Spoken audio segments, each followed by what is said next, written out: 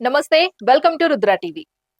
దళితులు క్రిస్టియన్ మతంలోకి మారితే వారి ఎస్సీ హోదా రద్దవుతుందని సుప్రీం కోర్ట్ ఆఫ్ ఇండియా ఇటీవల ఇచ్చిన తీర్పును తాము తీవ్రంగా ఖండిస్తున్నామని ఎంఆర్పీఎస్ వ్యవస్థాపక అధ్యక్షుడు మందకృష్ణ మాదిగ స్పష్టం చేశారు.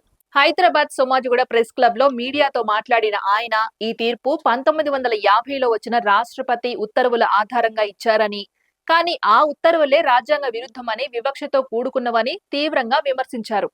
మతం మారితే సామాజిక వాస్తవాలు మారిపోవని, కుల వివక్ష ఇంకా కొనసాగుతూనే ఉందని, కేవలం మత మార్పిడి ఆధారంగా హక్కులు తొలగించడం అన్యాయమని అన్నారు.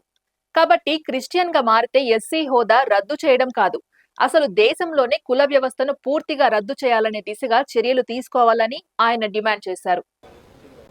సుప్రీంకోర్టు ఇలాంటి తీర్పు ఇవ్వడం వెనుక 1950 నాడు వచ్చిన రాష్ట్రపతి ఉత్తర్వులను బేస్ చేసుకున్నది. 1950 నాడు వచ్చిన రాష్ట్రపతి ఉత్తర్వులను బేస్ చేసుకున్నట్టుగా ఆ తీర్పు చెప్తున్నది. ఆ ఉత్తర్వులే రాజ్యాంగ విరుద్ధం, ఆ ఉత్తర్వులే వివక్షతో కూడిన ఉత్తర్వులు, ఆ ఉత్తర్వులే రాజ్యాంగ విరుద్ధం, ఆ ఉత్తర్వులు వివక్షతో కూడిన ఉత్తర్వులు. ఈ రెండు తప్పే. నేను ముందు గుర్తు చేస్తున్నది ఏంటంటే, దళితులు క్రైస్తవులకు మారితే రద్దు కావాల్సింది ఎస్సీ హోదా కాదు. ఈ పార్లమెంటుకు చిత్తశుద్ధి ఉంటే, న్యాయ వ్యవస్థకు చిత్తశుద్ధి ఉంటే, లేదా ఉత్తర్వులు ఇచ్చే రాష్ట్రపతులకు చిత్తశుద్ధి ఉంటే రద్దు చేయాల్సింది కుల వ్యవస్థనే. కుల వ్యవస్థను రద్దు చేయండి. ఈ దేశంలో కుల వ్యవస్థ కారణంగా అత్యంత దౌర్భాగ్య పరిస్థితులు ఎదుర్కొన్న వారు దళితులేనని, వారిని పశువుల కంటే హీనంగా చూసిన చరిత్రను మరిచిపోలేమన్నారు. కేవలం దళితులే కాదు, బ్రాహ్మణేతర వర్గాలన్నీ కూడా ఈ కుల వ్యవస్థలో ఏదో ఒక రూపంలో బాధితులేనని, ఇది సమాజాన్ని విభజించి అసమానతలను పెంచే విధంగా పనిచేస్తోందని వ్యాఖ్యానించారు. కుల వ్యవస్థలో ఏ రెండు కులాల మధ్య నిజమైన సామరస్యత లేదని, పరస్పర గౌరవం కన్నా ఆధిపత్య భావన ఎక్కువగా కనిపిస్తోందని, అయితే అన్ని కులాలపై ఆధిపత్యం కొనసాగిస్తూ గౌరవం పొందుతున్నది మాత్రం బ్రాహ్మణిక వ్యవస్థేనని విమర్శించారు. ఈ దేశ కుల వ్యవస్థలో అత్యంత బాధితులం దళితులమే. పశువుల కంటే హీనంగా చూడబడ్డది ఈ దేశంలో కుల వ్యవస్థలో దళితులే. ఈ దేశంలో ఉండబడే ఇతర వర్గాల పౌరులకు ఉండబడే హక్కులు, స్వేచ్ఛ లేనిది దళితులకే. కాబట్టి కుల వ్యవస్థ బాధితులం కాబట్టి, కుల వ్యవస్థలో ఎక్కువ బాధితులం కాబట్టి, కుల వ్యవస్థలో బ్రాహ్మణయేతర వర్గాలన్నీ బాధితులే. ఈ దేశ కుల వ్యవస్థలో బ్రాహ్మణయేతర వర్గాలన్నీ బాధితులే. అయితే ఒక్కొక్క వర్గం మీద, ఒక్కొక్క కులం మీద కొంతమేరకు వివక్షత ఉంటుంది. ఏ రెండు కులాల మధ్యలో సాంఘిక సామరస్యత, సమానత్వం లేదు. కానీ అన్ని కులాల మీద ఆధిపత్యం, గౌరవం పొందుతున్నది బ్రాహ్మణ వ్యవస్థ. ఈ బ్రాహ్మణ వ్యవస్థలో అత్యంత పీడిత వర్గం ఎవరు? అత్యంత వివక్షత గురవుతున్నది ఎవరు?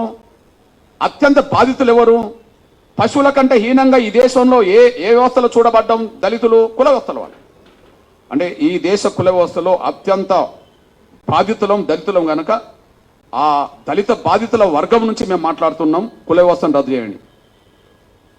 సమాజంలో సమానత్వం, న్యాయం, స్వాభిమానంతో జీవించే హక్కు అందరికీ కలగాలంటే కుల వ్యవస్థను నిర్మూలించాల్సిందేనని, ఇది కేవలం ఒక వర్గ సమస్య కాకుండా దేశ సమగ్ర అభివృద్ధికి సంబంధించిన అంశమని ఆయన అభిప్రాయపడ్డారు.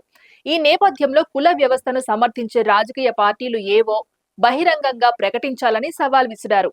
అస్పృశ్యతను కొనసాగిస్తున్న శక్తులు ఎవరో ప్రజల ముందు ఉంచాలని, ప్రజాస్వామ్యంలో పారదర్శకత కోసం ఇది తప్పనిసరి అని అన్నారు. రాజ్యాంగం అందరికీ సమాన హక్కులు కల్పిస్తుందని చెప్పుకుంటున్నప్పుడు ప్రాక్టికల్ గా మాత్రం వివక్ష కొనసాగుతుండడం విచారకరమని, ఈ విరుద్ధతను తొలగించాల్సిన బాధ్యత పార్లమెంట్, న్యాయ వ్యవస్థ, రాష్ట్రపతులపై ఉందన్నారు.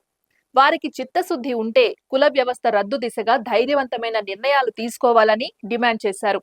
కుల వ్యవస్థ నిర్మూలన కోసం ఏ రాజకీయ పార్టీ అయినా, ఏ సామాజిక సంస్థ అయినా ముందుకు వస్తే తమ పూర్తి మద్దతు ఉంటుందని, అటువంటి పోరాటాలకు తాము అండగా నిలుస్తామని స్పష్టం చేశారు. సమానత్వం కోరుకునే ప్రతి వ్యక్తి ఈ ఉద్యమంలో భాగస్వామి కావాలని, అసమానతలను కోరుకునేవారు మాత్రమే కుల వ్యవస్థను సమర్థిస్తారని పేర్కొంటూ, కుల వ్యవస్థ ఉండాలనుకునే వారెవరో, దాన్ని రద్దు చేయాలి అనుకుంటున్న వారెవరో బహిరంగంగా ముందుకు రావాలని మందకృష్ణ మాదిగ ఘాటుగా డిమాండ్ చేశారు. ఇది ఇవాల్టి అప్డేట్. మరో అప్డేట్ తో మళ్ళీ కలుద్దాం. అంతవరకు చూస్తూనే ఉండండి రుద్ర టీవీ.